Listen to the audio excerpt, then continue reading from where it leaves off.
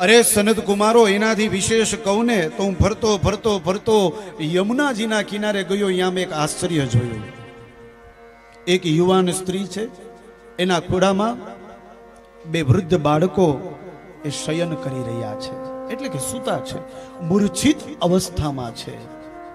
ત્યાંથી હું પસાર થયો, જોયું, પણ મેં ત્યાં ક્યાંય ધ્યાન ન આપ્યું. પણ ત્યાંથી થોડો આગળ ગયો ને તો પેલી સ્ત્રીએ મને બૂમ પાડી અને કહ્યું, ભો ભો સાધો ક્ષણમ તિષ્ઠ મચ્ચિંતામ અપિનાશય.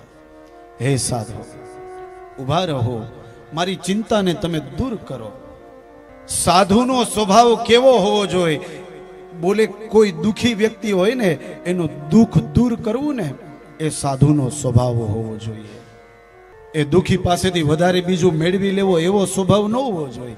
એ દુખીનું દુઃખ દૂર કરવું ને એ સાધુનો સ્વભાવ હોવો જોઈએ. ઘણા લોકોના મનમાં આવા મોટા મોટા વિચારો હોય ને ખોટા વિચારો હોય છે.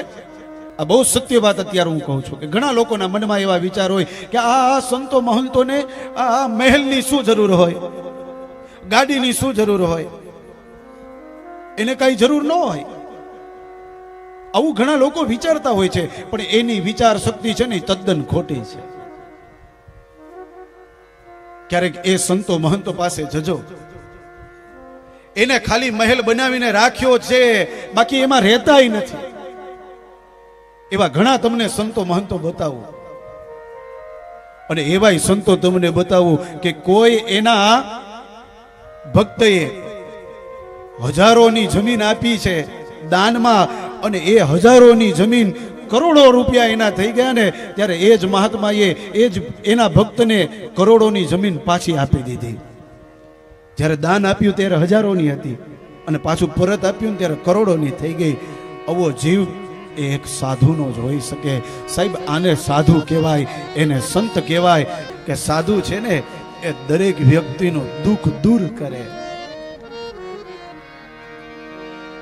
ભો ભો સાધો ક્ષણમ તિષ્ઠ, ભો ભો સાધો ક્ષણમ તિષ્ઠ મચ્ચિંતામ અપિનાશય. મારી ચિંતાને તમે દૂર કરો.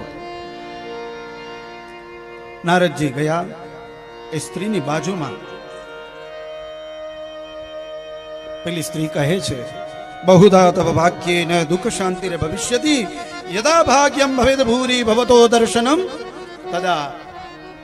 આજે કદાચ મારા ભાગ્યનો ઉદય થવાનો હશે ને, એટલે મહાત્માજી તમે અહીંથી પસાર થયા, આજે કંઈક ભાગ્યનો ઉદય થવાનો છે.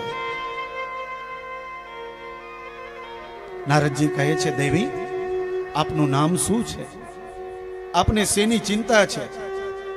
કાસિત્વમ કાવિમો ચેમા નાર્યકા પદ્મલોચના ભદતમ વદ દેવી સવિસ્તારમ સ્વસ્ય દુઃખસ્ય કારણમ. હે દેવી, આપના દુઃખનું કારણ બતાવો. શું દુઃખ છે આપને? અને ત્યારે પેલી સ્ત્રી કહે છે, અહમ ભક્તિ રીતિ ખ્યાતા ઇમો મે તનયો મત. મારું નામ ભક્તિ મહારાણી છે. આ બંને બાળકો, એકનું નામ જ્ઞાન, એકનું નામ વૈરાગ. આ બંને મારા બાળકો છે. એવો સમય આવ્યો, એવું થયું, હે મહાત્માજી, કઈ ખબર ન પડી. હું યુવાન બની ગઈ, મારા બંને બાળકો વૃદ્ધ બની ગયા. આ કેમ થયું કઈ ખબર ન પડી. વૃદ્ધ તો બની ગયા, પણ એને મૂર્છા આવી ગઈ. આનું શું કારણ સમજાતું નથી.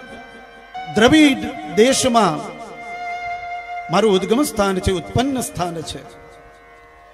કર્ણાટકમાં મારી વૃદ્ધિ થઈ છે. થોડી થોડી વૃદ્ધિ મહારાષ્ટ્રમાં થઈ. પણ જ્યારે ગુર્જર નામનો એક પ્રાંત આવ્યો ને, એ પ્રાંતમાં મેં પ્રવેશ કર્યો ને, તો એમાં હું જીર્ણ બની ગઈ. ભક્તિ મહારાણી કહે છે, પણ હે મહાત્માજી, જો મારા બંને બાળકો જાગૃત નહીં થાય ને, તો હવે હું આ ધરતીને છોડી અને કદાચ હું વિદેશ વહી જઈશ.